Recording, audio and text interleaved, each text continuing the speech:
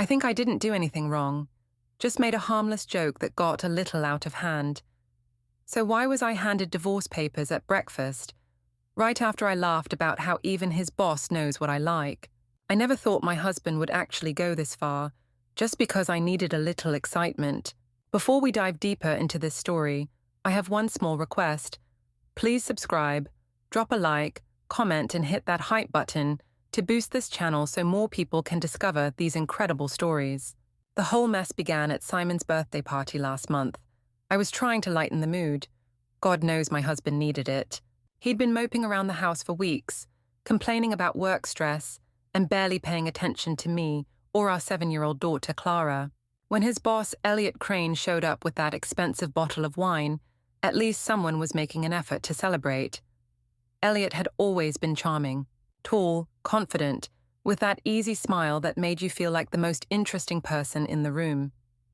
He complimented my dress, asked thoughtful questions about my work in HR, and actually listened to my answers, unlike Simon, who spent most of the evening hunched over his phone, probably checking spreadsheets.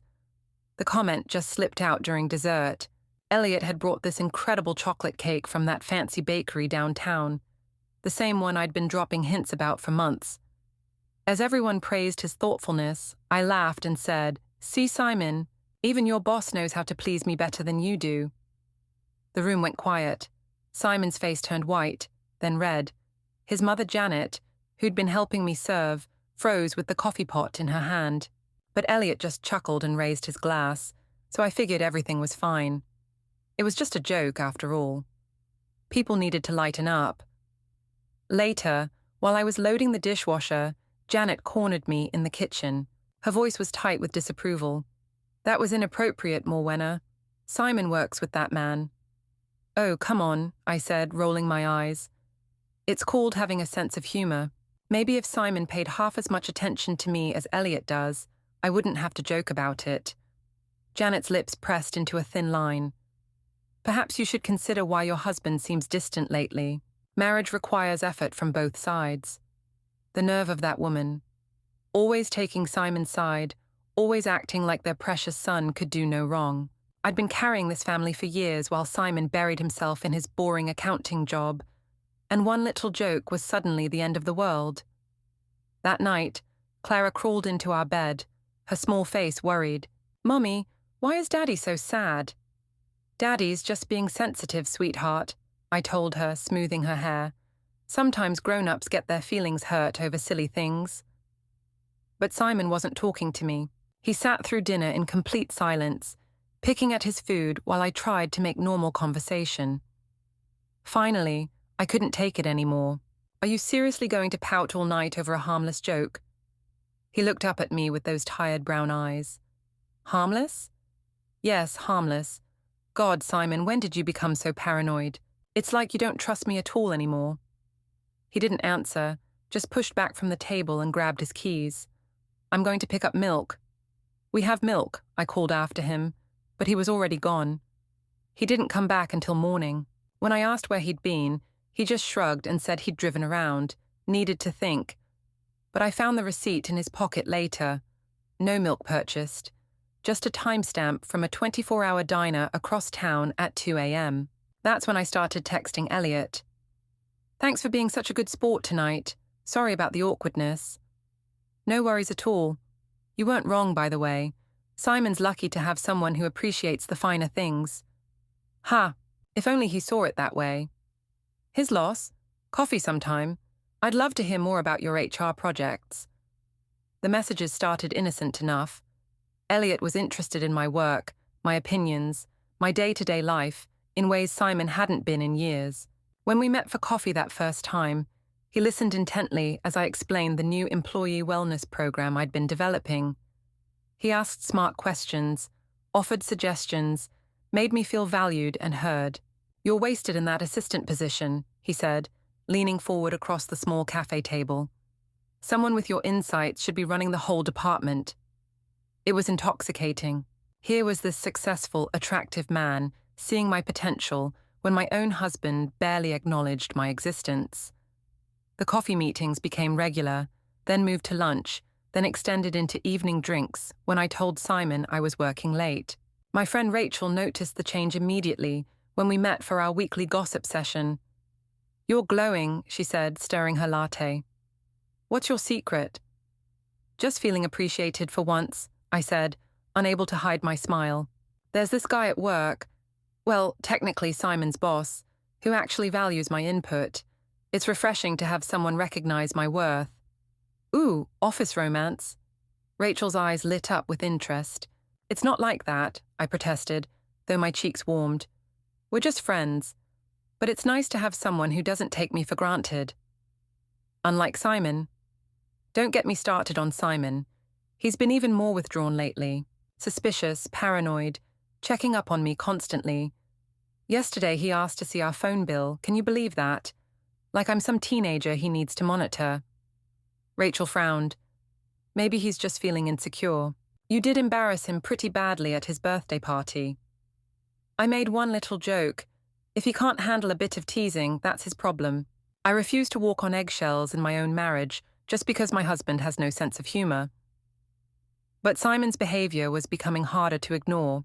He'd started asking pointed questions about my schedule, wanting to know exactly where I'd been and who I'd seen. When I came home from drinks with Elliot, which I carefully framed as team building with the management staff, Simon was waiting in the living room with a strange expression. "How was your meeting?" he asked quietly. "Fine. Productive. Why?" "Just wondering. You seem to be working a lot of late nights lately." "That's what happens when you're trying to advance your career, Simon. Some of us have ambition." He flinched at that, and I immediately felt guilty. But before I could apologize, he was walking away, shoulders slumped in that defeated way that always irritated me. The next morning, I found him going through our credit card statements at the kitchen table. "What are you doing?" "Just balancing the accounts," he said without looking up. "There are some charges I don't recognize." "Like what?" "This restaurant downtown, Chez Laurent, expensive place. When did you go there?" My heart skipped. Elliot had taken me there last week, insisted on paying, said a woman like me deserved to be treated properly. "Oh, that. Rachel and I tried it for her birthday. I told you about that." Simon's pen stopped moving. "Rachel's birthday was 2 months ago, and she posted photos from that chain restaurant you always go to." Damn social media. "Well, maybe it was someone else. I don't memorize every single transaction, Simon. If you're so concerned about money, maybe you should focus on earning more instead of interrogating me about every purchase." He set down the pen and looked at me directly. "I'm not interrogating you. I'm trying to understand why my wife is lying to me." "Lying?" I laughed, but it sounded forced even to my ears. That's rich, coming from someone who disappeared all night after his own birthday party. "Where were you, Simon?" "Really?" "Driving. Thinking." "About what?" "About us. About whether the woman I married still exists." The conversation was getting too heavy, too real. I grabbed my purse and headed for the door. I don't have time for this melodrama. Some of us have jobs to get to. But as I drove to work, I couldn't shake the image of Simon's face. Hurt, suspicious, but also determined in a way I'd never seen before. It should have worried me more than it did. Instead, I texted Elliot, "Need to see you today. Simon's being impossible." "Poor baby. My office, lunchtime. I'll make it better." And he did. For an hour in his corner office, with the door locked and the blinds drawn, Elliot made me forget all about Simon's accusations and suspicious looks. He made me feel desired, powerful, alive in ways I hadn't felt in years. It wasn't until I got home that evening and found Simon quietly photographing something in our car that I realized he'd found the earring I'd lost. The family dinner at Janet and Tom's house was supposed to be a peace offering. Simon had been giving me the silent treatment for days, and his mother called to invite us over, claiming she wanted to clear the air after the birthday party incident. I should have known it was a trap. Janet was coldly polite from the moment we walked in, offering me a tight smile and a perfunctory hug before immediately whisking Clara away to help with the table settings. Tom barely acknowledged me, just nodded and asked Simon about work, in that careful way that suggested they'd already discussed our problems. "So, Morwenna," Janet said as we sat down to her famous pot roast, "how are things at your office? Simon mentioned you've been working quite a lot of overtime lately." The way she said it made my skin crawl, like she knew something, suspected something. "Just busy season," I said breezily. "You know how it is with HR, always something that needs attention." "I'm sure Elliot appreciates your dedication," Tom said quietly, not looking up from his plate.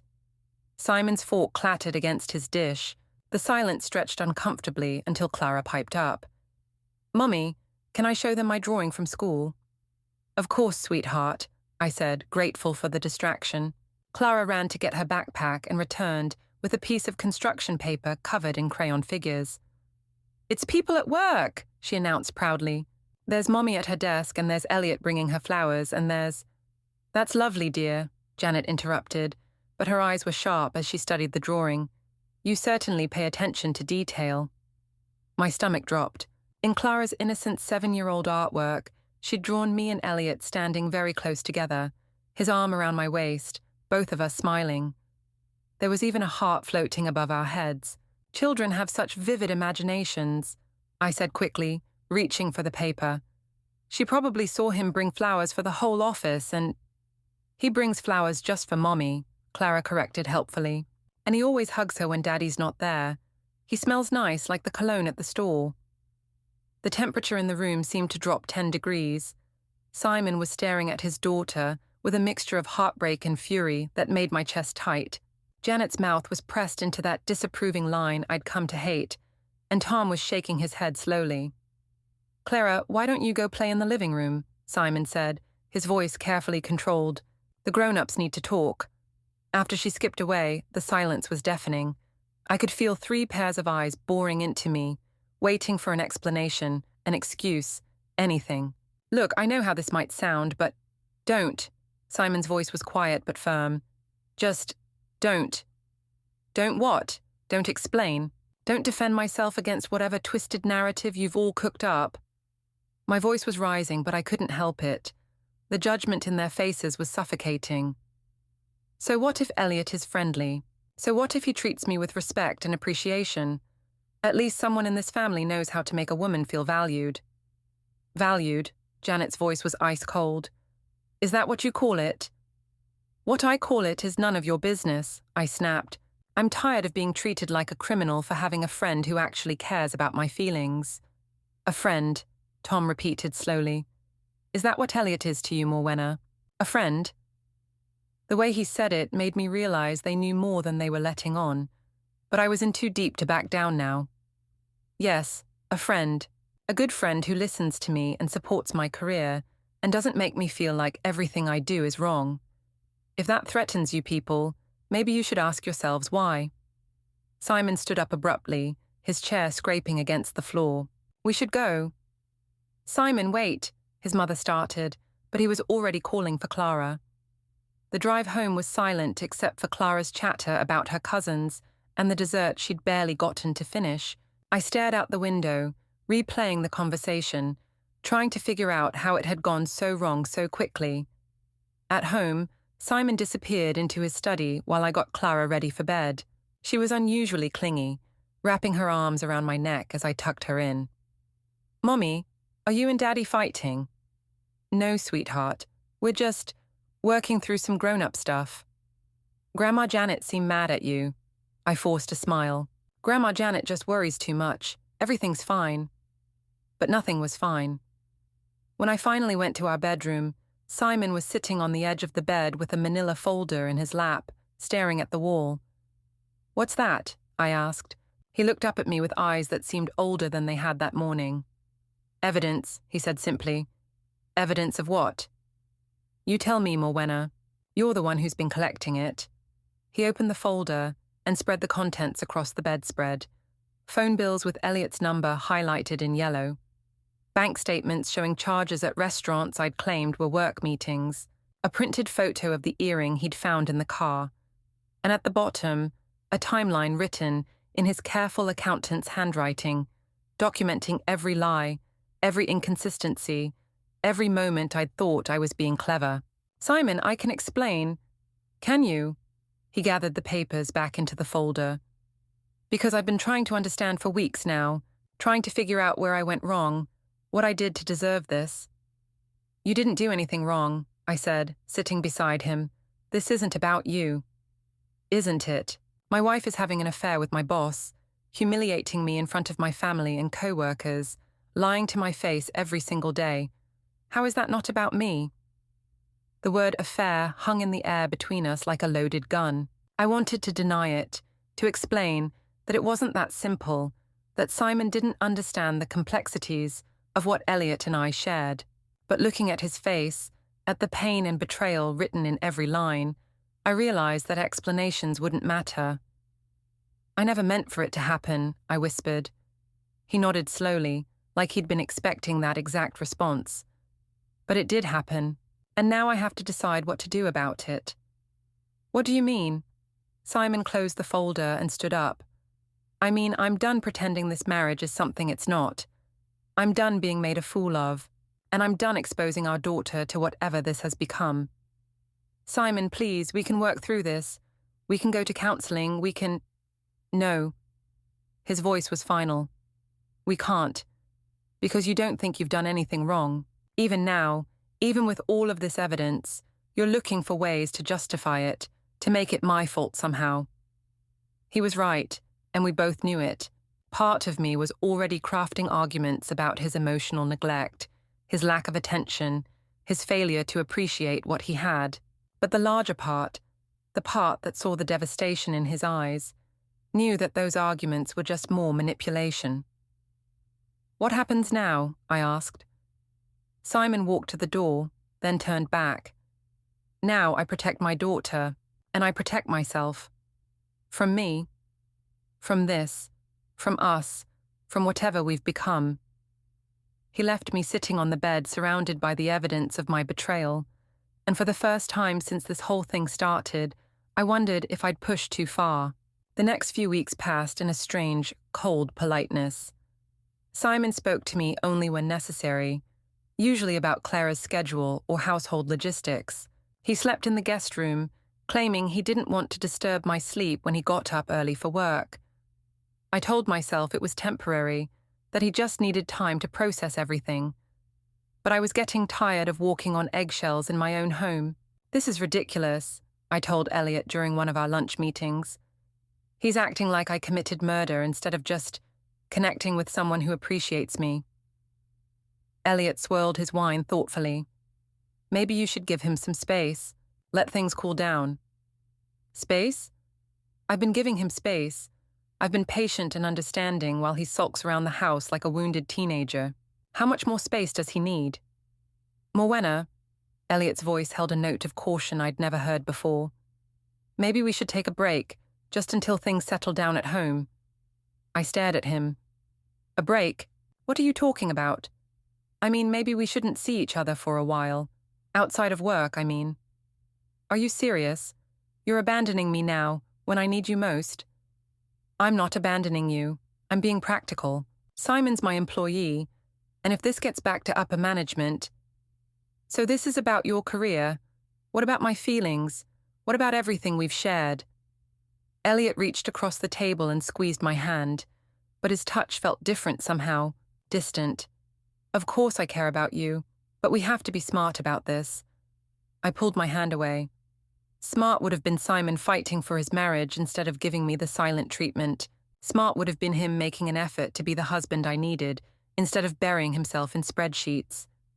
Maybe, Elliot said carefully, but that doesn't change our situation.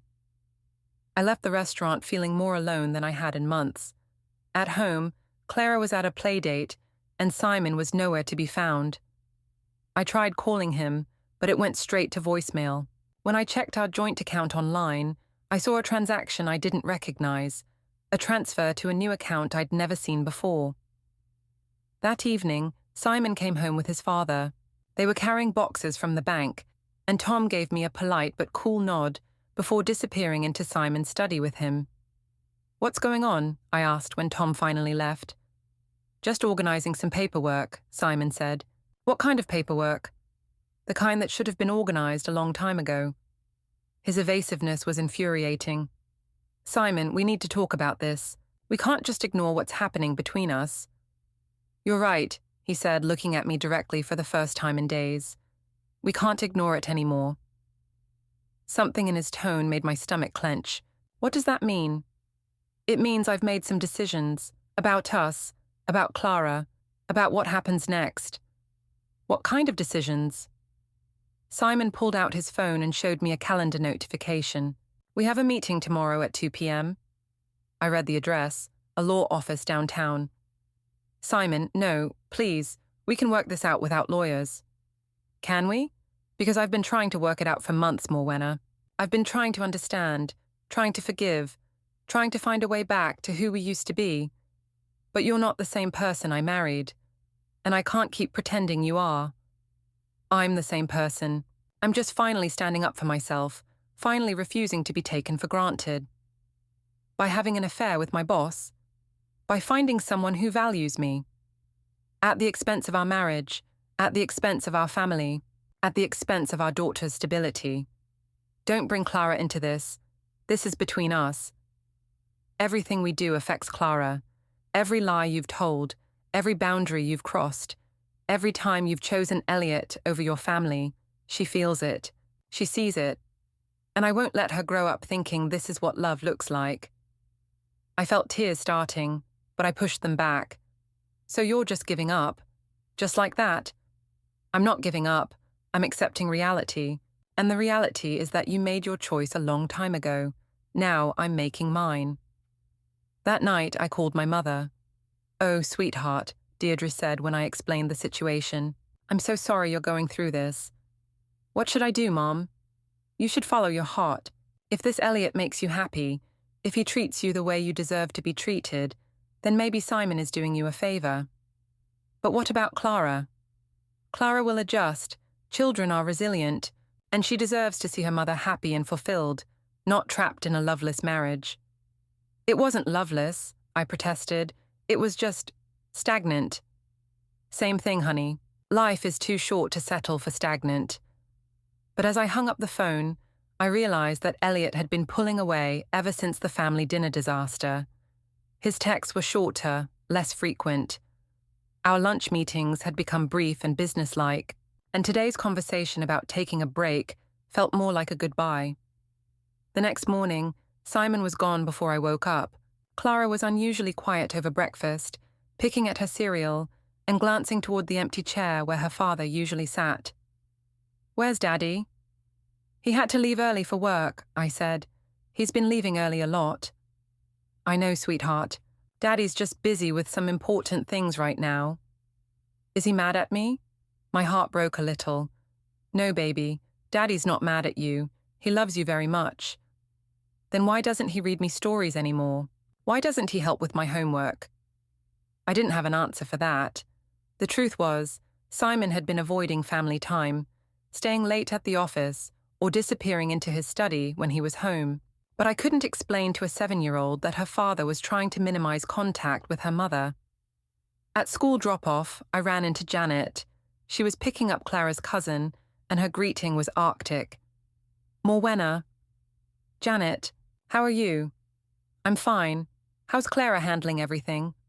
"Handling what? She's fine." Janet's expression suggested she didn't believe me. Children pick up on more than we think they do. "Clara's resilient. She'll be fine." "I hope so. She doesn't deserve to suffer for adult mistakes." The implication stung. Nobody's suffering, and nobody's making mistakes. Sometimes people just grow apart. "Is that what you call it?" I wanted to argue, to defend myself, to make her understand that this situation was more complicated than she realized. But Janet was already walking away, her disapproval radiating from every step. The law office meeting was in 6 hours. Part of me hoped Simon would change his mind, that he'd realize we could work through this without involving lawyers and courts and legal documents. But as I drove home to an empty house, I had the sinking feeling that my husband had already made up his mind. And for the first time since this whole thing started, I wondered if I was about to lose everything that actually mattered. The law office was nothing like I'd expected. Instead of the sterile corporate environment I'd imagined, It felt warm and welcoming, with soft lighting and comfortable chairs. The lawyer, Patricia Hendricks, was a woman in her 50s with kind eyes and a firm handshake. "Please, have a seat," she said, gesturing to the chairs arranged around a small conference table. "I know this is difficult for both of you." Simon sat across from me, his face carefully neutral. He'd brought another folder, thicker than the one I'd seen at home, and placed it on the table between us. "Mrs. Allard," Patricia addressed me directly, "I want you to know that my goal here is to make this process as amicable as possible, especially given that there's a child involved. However, I do need to present some information that my client has gathered." "What kind of information?"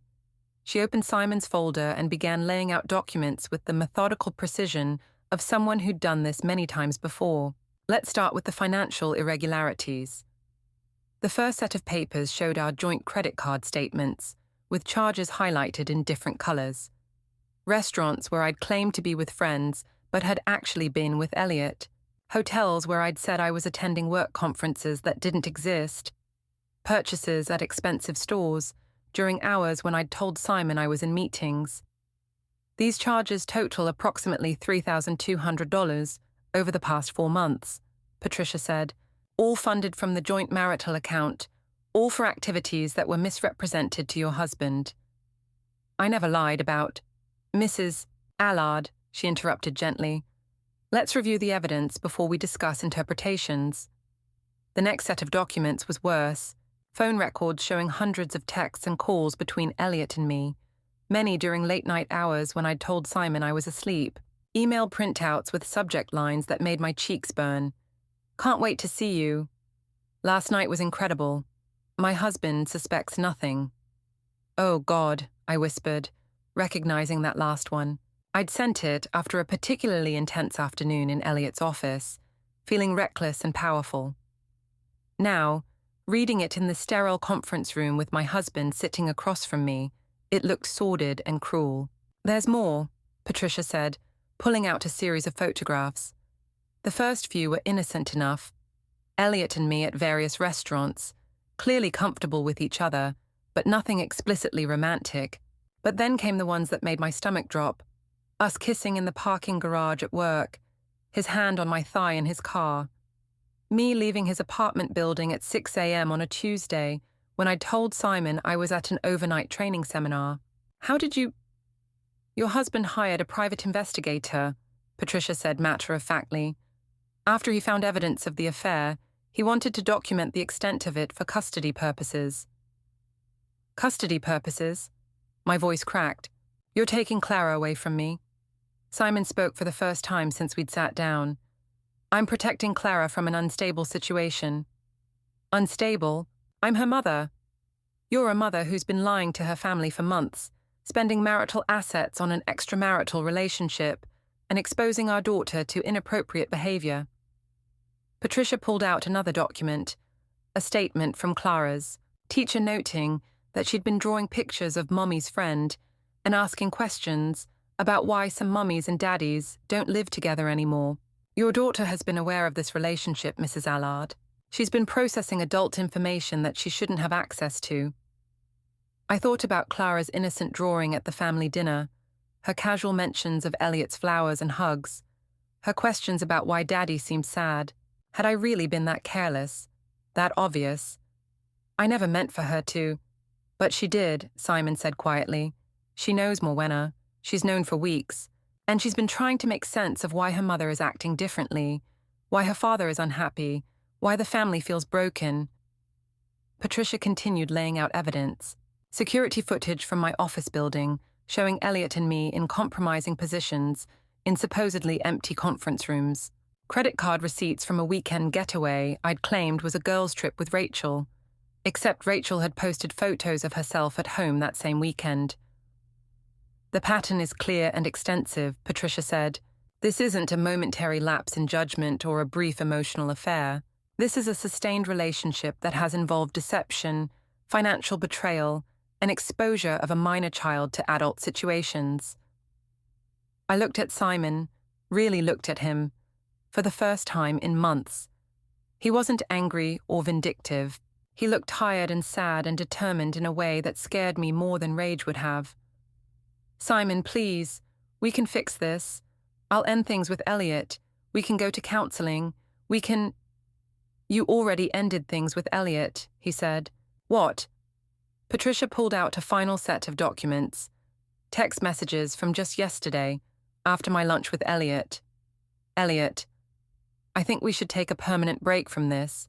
It's getting too complicated." "Me, you can't just abandon me now. I left my marriage for you." "Elliot, you left your marriage for yourself. I never asked you to do that." "Me, so that's it. You're just done with me." "Elliot, I'm sorry, Morwenna, but yes, don't contact me again outside of work matters." The messages I'd sent after that were increasingly desperate, pleading, angry. Reading them now, I sounded pathetic and unstable. "He dumped you," Simon said, and there was no satisfaction in his voice, just exhaustion. As soon as the situation became inconvenient for him, he walked away, just like I knew he would. "You don't know anything about our relationship. I know he's married, Morwenna, has been for 15 years.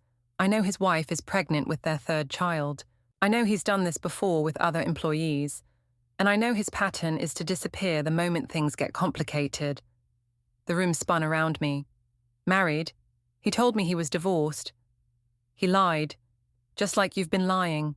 The difference is, he was smart enough to cover his tracks better." Patricia closed the folder. "Mrs. Allard, given the evidence we've presented, my client is prepared to file for divorce on grounds of adultery. He's seeking primary custody of your daughter, with supervised visitation for you until you can demonstrate stability." "Supervised visitation? She's my daughter."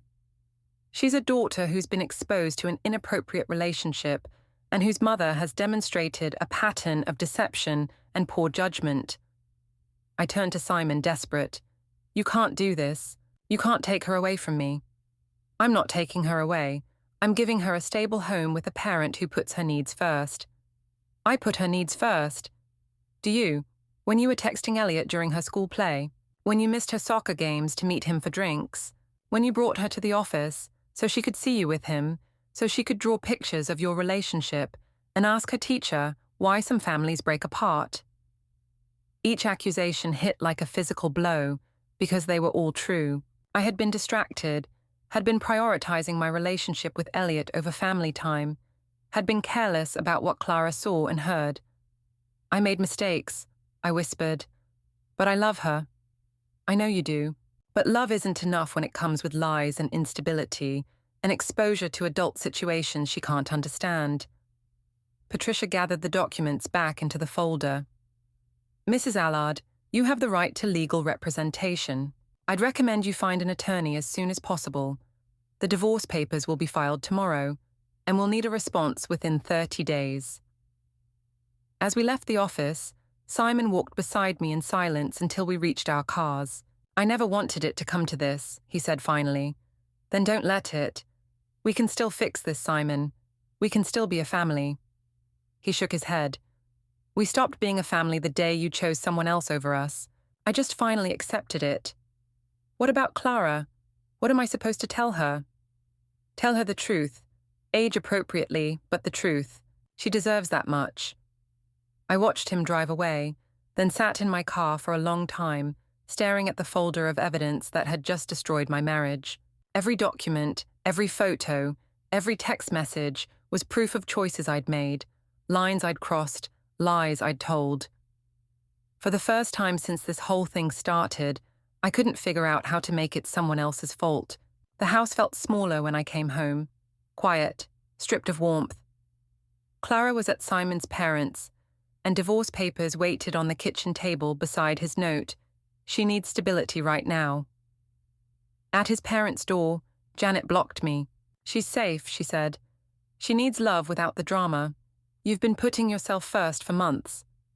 Then she shut the door in my face. At work, whispers followed me. HR called it conduct concerns. I cleaned out my desk before anyone could look me in the eye. Even my mother, once my defender, sounded tired. "Maybe happiness built on lies doesn't last," she said. By the custody hearing, everything was gone. Job, friends, marriage. The psychologist recommended primary custody to Simon. I got supervised visits and parenting classes. When Clara came to say goodbye to the house, she gave me a drawing of 3 houses connected by a rainbow. Families can be different but still be love. I broke then, realizing she understood what I hadn't, that love meant stability, not chaos. Months later, divorced and alone, I taped her drawing to my fridge. I couldn't fix the past, but I could start showing up, on time, steady, accountable. It had started as a moment of excitement. It ended as a lesson I'd spend the rest of my life learning. Love survives only where trust does. Don't forget to hit like, subscribe, and turn on the bell so you don't miss the next story. Write in the comments from which city you are watching.